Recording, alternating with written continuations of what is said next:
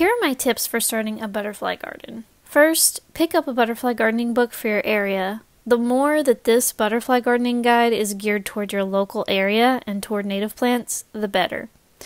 The National Wildlife Federation website also has amazing resources on host plants and keystone species. So let's discuss host plants and keystone species. This will look different depending on where you live, but in my area of East Tennessee, this means plants like oaks, black cherry, American plum, birch, maple, hickory, pine, blueberry, willow, goldenrod, aster, lanceleaf coreopsis, wing stems, just to name a few. You also want to provide host plants that butterflies need that have been on lists of concern in the past or present. For example, the monarch butterfly has been one of concern on and off over the years. Provide some milkweed in your garden for those butterflies. In my area, the top 3 milkweed plants are common milkweed, butterfly weed, and swamp milkweed. Of course, where you live, it's probably going to be different unless you live near where I do. Nectar plants are also very important for your butterfly garden. Unfortunately, nectar plants are often emphasized over host plants in lots of videos about butterfly gardening. The truth is, you need both host plants and nectar plants for a truly successful butterfly habitat garden.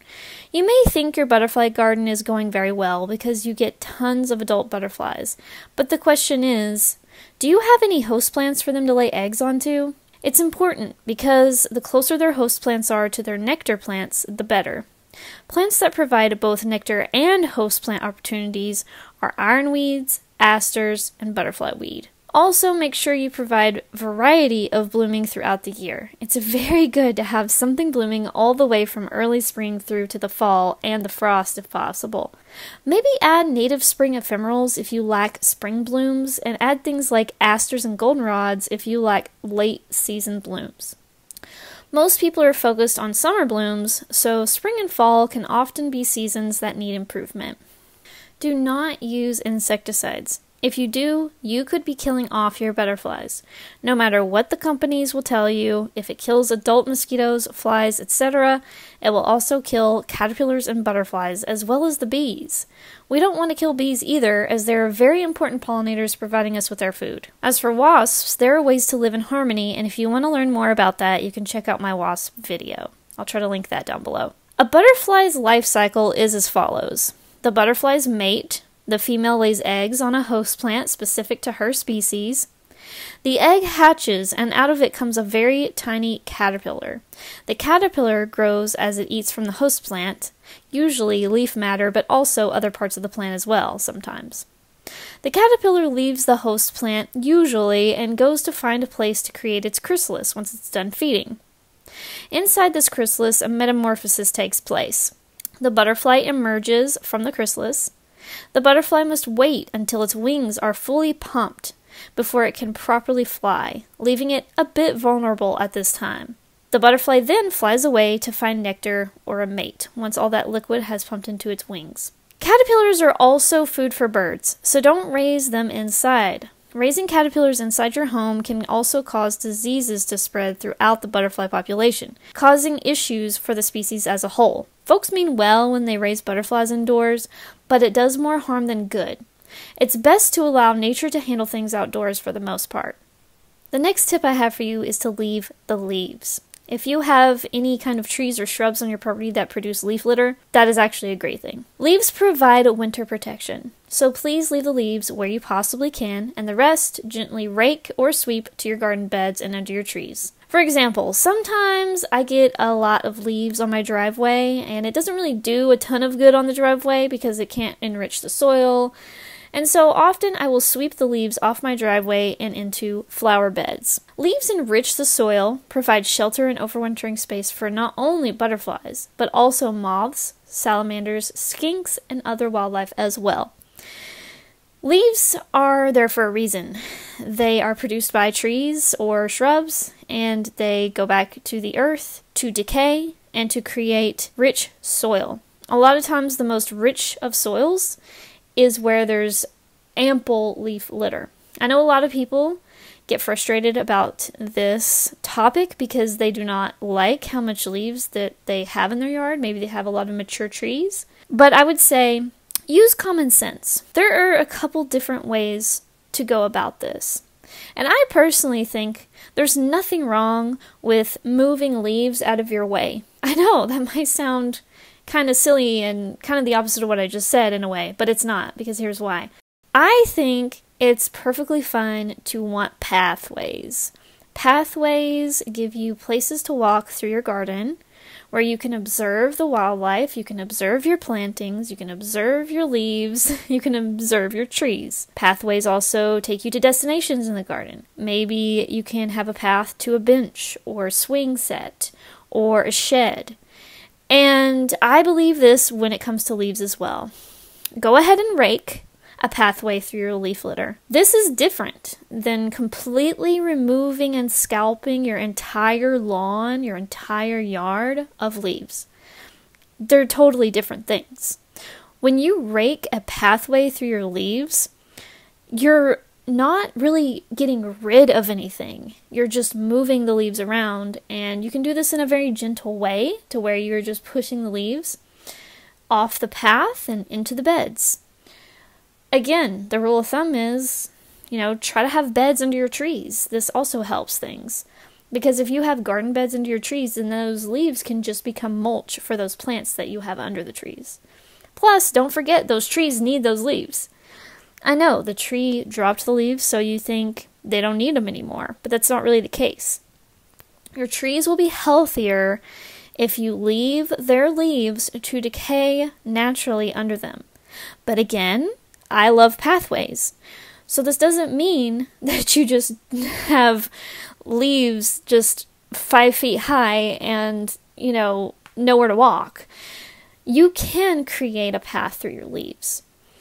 Although I say some areas need leaves as a path. And that may sound weird too, but I've noticed that if leaves are taken away from an area that's extremely moist, if all the leaves are taken away from that area, it can be a muddy mess. And sometimes leaves actually help prevent the muddy mess if there's enough of them, or if they're in a, not too many but not too little. It's kind of like the Goldilocks zone of leaves, right? So hear me out when I say don't just remove all your leaves. Just be smart about it. I mean, it's less work for you. You don't have to leaf blow your entire garden. You don't have to rake your entire garden, which is it's hard work. Either of those is hard work. So why not just do it in as little of spaces as you need to? Why not just focus on pathways, focus on ways to get to other areas of your garden instead of just trying to get rid of all the leaves? Besides, it's not doing you any favors when it comes to butterfly gardening if you get rid of your leaves. And here's why. Butterflies and moths overwinter in many different ways. And one of those ways is via leaf litter. You may not realize it, but under those leaves, and maybe even some of those leaves, are actually shelter for butterflies and moths. If you've ever seen a Luna moth cocoon, it looks like a dead leaf. It looks exactly like a dead leaf with maybe a little bit of silk on it. And if you were just looking at a pile of leaves, you would never even know it was there. So it's vitally important that you understand a lot of butterflies and moths live in those dead leaves. So to us, it just seems like annoying because they're just kind of everywhere. But there are things living in those leaves that you can't see. I mean, even when I try to find them, it's hard. Every now and then I'll find like different little critters living in the leaves, but they're so well camouflaged that it is very hard to find them, and it's for good reason. It helps protect them from predators in the winter, and it helps protect them from the weather also. So try to leave the leaves where you possibly can within reason. Again, you're going to want to take them off your driveway and your other concrete spaces, because I understand you don't want soil buildup on your concrete. I get it. So just gently move them to a nearby garden bed, and maybe create a new garden bed with your leaves.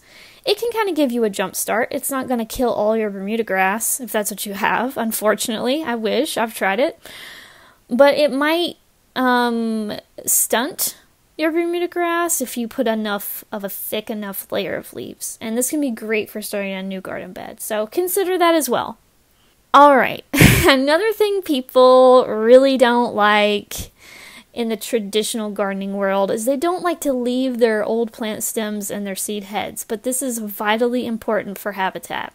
Now, I will say that this is where we deviate a little bit from butterfly gardening, but not completely, because butterflies also can use the stems and seed heads and things, as well as leaves, to shelter in the winter. Because some butterflies are actually overwintering as chrysalises, some butterflies are overwintering as adults, and it varies. Some butterflies actually overwinter inside of the trunk of a tree and inside the bark of a tree.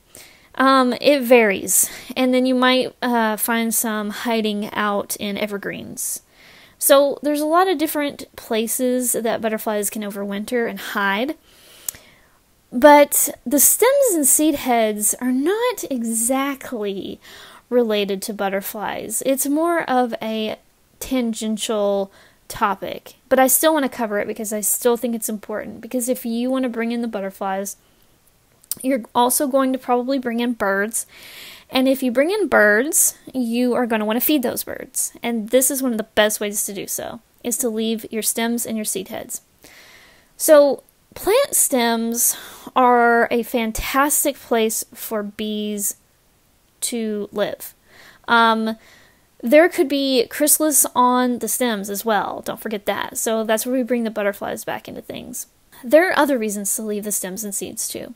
The stems are great homes for small native bees. These are the solitary types of bees that are not aggressive in the least. They often build homes within hollow plant stems. Think of your plant stems like little bee condos, because that's really what they are. Why not leave them over the winter so the bees can have somewhere to rest? No need to cut them down in spring either, because then your plants will be coming back from the ground and leafing out anyway, hiding those old stems. Did you know that often the bees need the stems left up all year long? It's true, so consider leaving all or most of your stems up throughout the year. As for seed heads, well, that's free bird feeders for you. No need for you to clean them or refill them either. They're the best bird feeders of all time. They allow for less disease spread because this is how birds are supposed to feed in winter. Bird feeders can spread disease because everyone's coming to the same spot to feed, and also because the feeders that involve birds sitting on the seed, well, sometimes they poo on the seeds. I've seen it happen. And it's more work for you because then you have to go outside, get these feeders, clean them out, wash them, disinfect them, and then you have to refill them with more seed. And chances are those seeds are not native. So chances are the birds are then going to disperse these seeds that are not native mostly throughout your garden, and you may even get annoying plants popping up from these seeds that you actually don't want. And you'll have a more likelihood of dead birds from illness by using your typical run-of-the-mill bird feeders where the birds actually make contact with the seeds and sit on the seeds. I know, it's sad. I actually had a really cool bird feeder that I really, really loved that my cats could watch from the window, and it had like this this opening, like it was clear, it was completely clear, so the cats could see the bird feeder, and it attached to the window. So the birds could come in, eat from the feeder, eat these seeds, and it was like a little box, and the cats could watch them from inside the house. And they loved it, and it was such a cool, fun experience. But then one day, I saw a bird poop in the feeder, and I didn't see it as it happened, so I saw it after the fact, and then I saw a bird eating from the feeder, and there's poop in it, and I'm like, no! So I took down the feeder, and I actually didn't put it back up, because I realized this is just going to be an ongoing issue. So just leave your native seed heads on your stems, and you'll be providing them with food throughout the winter without having to worry about cleaning it and refilling it. And the seeds they're eating, if it's native plants you're leaving up, those are native seeds that they can spread throughout your garden and give you free plants. So it's a win-win-win all around. And the stems provide, like I said, little bee condos for the bees to live in. and it's just a great combination. I mean, it's Mother Nature. I mean, she does things best for the most part. Okay, I hear you. I hear you over there. I know what you're thinking. After hearing all that, you may be wondering how to appease neighbors who do not like you leaving the stems and seeds up. There are many strategies around this. If they're kind to you, and you get along well, simply tell them what you're up to. Explain to them that you're gardening for butterflies and birds, and that you really enjoy bird watching, and things like that. However, if you don't talk, maybe keep certain areas near the street and along your driveway more tidy and less wildlife friendly, and let the interior of your garden be more wild and more wildlife friendly. Maybe install small signs that explain what you're doing, but nothing too large and overwhelming. Maybe plant the more evergreen and unchanging plants near the road or near neighbors' sightlines. This way, there's less for them to see in the first place. There are a few native evergreens you could plant, and that could screen your more wild garden from view of your neighbors. You could also add focal points that indicate people use the garden, like archways, arbors, trellises, fencing, benches, and other decor, that shows that you use the space and it's human-friendly too. Just don't go overboard with the small garden ornaments. You don't want people to feel too confused and distracted when looking at the space. Evergreen cover not only screens out unwanted views, screens in your garden or seating spaces, but it also provides shelter for birds and butterflies alike. We kind of touched on this earlier. Consider adding native evergreens for winter interest and for wildlife value. Just try to make sure your evergreens fit your garden size. You may need to prune plants that are prone to getting too large, or you may lose your screening over the decades. Because as certain plants grow taller, the bottom might actually disappear.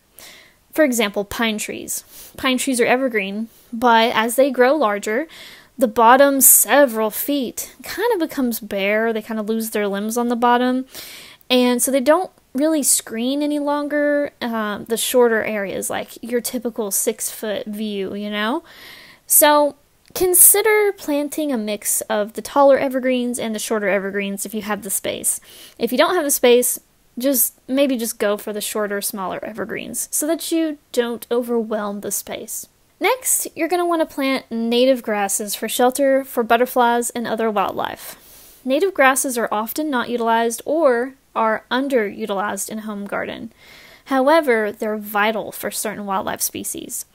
Butterflies actually really love to shelter under tree leaves, but they also love to shelter inside clumping grasses during rainstorms. Water sources are another great thing to add to your butterfly garden.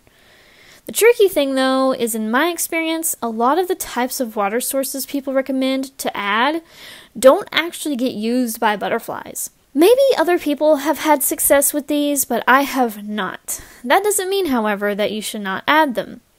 Oftentimes, the water sources that aren't ideal for butterflies could be ideal for other critters, like birds or wasps. Here are some examples.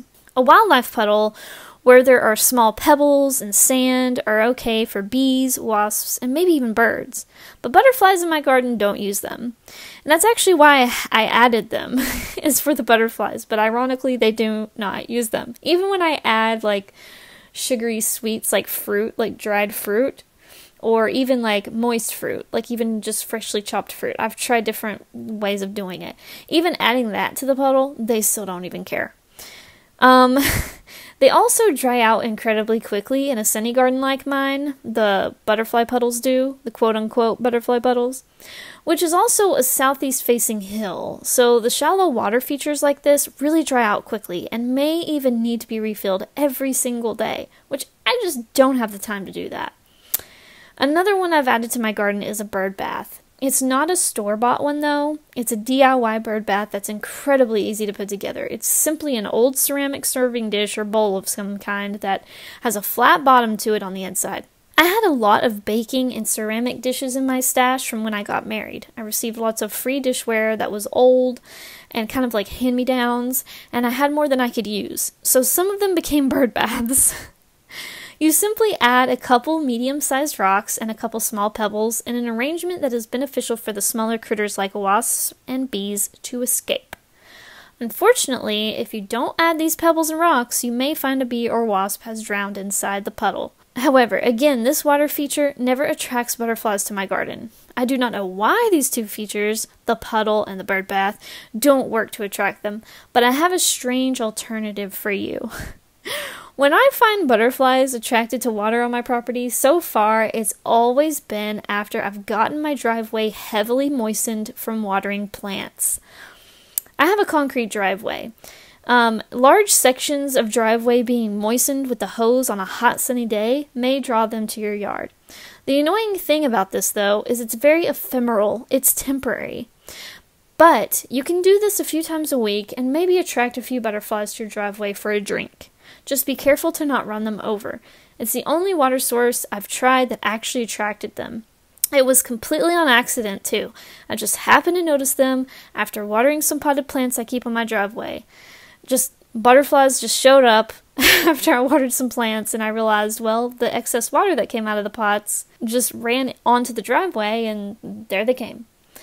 I kind of use part of my driveway as a patio, and I grow potted plants there, so the water coming out of the bottom of the planters attracts them.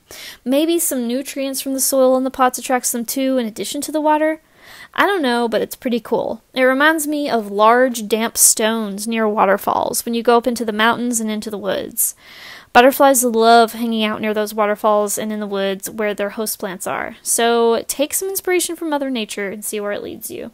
You could also try adding a pond or fountain, but I do not have tips on these as I haven't successfully added either to my garden just yet. This leads me right into my next suggestion, adding rocks for sunbathing butterflies. Butterflies need warmth to fly properly. They love finding a hot, exposed rock in a sunny location near a great habitat for sunbathing. It is sort of like them drinking their morning coffee and fueling up for their day. It helps them get their motors running. Rocks can add beautiful interest to your garden. Place them strategically and think about the weight that you want. You may want to be very cautious how many heavy rocks you add in case you ever want to move or get rid of them later. What if it's a pain to do so in the future? So maybe add only a few and in proportion to your garden space. Feel free to add some non-native annuals as long as they are not invasive. But the native plants are the most valuable. Things I like to provide in my butterfly garden that are not native are things like zinnias and Mexican sunflowers. They're very good at attracting adult butterflies. Remove invasive plants from your property. This is a very important tip. I'm not saying you have to remove them all in one day. That actually may be impossible depending on your garden size and how many invasive plants you're dealing with. But try to remove the large invasive plants ASAP, and over time, remove each one you come across as often as you can. It can be a challenge to keep up with, so try and fit it within your gardening to-do list on a more regular basis. Winter can be a great time to remove the evergreen invasive plants, or the ones that stay in leaf longer. Early spring can be another great time to get a hold on the invasive plants. Late summer and early fall are times when you should do the cut stump herbicide treatment method for the larger plants. As for pulling smaller invasive plants, choose days when the ground is moist enough to pull more easily. Makes the labor a lot less intense. You'll want a good soaking rain if your garden isn't a wetlands type of space. The rain happening a day or two before will help the soil soften and the pulling of the roots becomes so much easier. Trust me. I know from experience. If you have a huge property and a ton of invasive plants, you may want to enlist some volunteers to help you. Ask your friends or family if they'll help in exchange for some good food or drink. You may need to hire help if you can't get friends or family to help you, which is also understandable. Or maybe you want to hire friends or family to help you. The main thing is to remember that you're already doing a great thing just by learning about this stuff and trying to remove some invasive plants and adding in native ones. It can take a lot of time and effort, so make sure you take breaks and give yourself time to rest and build up energy for the next gardening task. You got this. You may want to expand your butterfly gardening to plantings that attract moths too, as well as general wildlife gardening. Why not help the entire ecosystem? Once I started seeing results with my butterfly gardening, I started to find interest in the other creatures that showed up too, such as birds, chipmunks, moths, groundhogs, rabbits, which were actually already interested in my garden from the start, skinks, bees, wasps, dragonflies, frogs, and so many more. And how could I forget things like raccoons, possums, and skunks? I know, some people can't stand them, but I actually really love them. I just don't want to accidentally sneak up on a skunk, you know? No one wants to do that. No one wants to sneak up on a skunk. You don't want to do that either. So just be alert at night. Be aware of your surroundings. I personally really love watching all of them out there doing their thing, eating food, finding shelter, finding places to rest, and just be. Because, let's face it, as humans, we have kind of pushed wildlife. Well, we've just pushed them. We've pushed them over here. We've pushed them over there. And, you know, they kind of have to mingle with us, you know, because we've pushed them here and we've pushed them there and we've taken up space. And so try to be kind and caring to as many of the creatures in your garden as you can. I know I've done my fair share of screaming at a squirrel every now and then that's digging in my pots. I've done it. I'm not proud of it, but, you know, I've done it. And I can understand the frustration at times. But just try to remember that they're all just trying to live just like we are. Besides, wildlife gardening can be so fulfilling. Don't limit your interest to just one animal. There are so many to watch and to encourage you in your garden. Gardening for wildlife brings so much joy into your garden and into your life, let's be honest. You'll see that your hard work pays off in the form of free entertainment, watching the birds, butterflies, bees, and more feed on the plants you have thoughtfully provided for them. Thank you guys so much for watching this video. I hope you got something valuable out of this. And I will see you in the next one. Let me know down below what video you'd like to see me do. Thanks so much for watching, and have a great day. Bye! Stickers, paintings, and collector boxes. Available now at macylu.com. Thanks for supporting the channel and the wildlife habitat we create.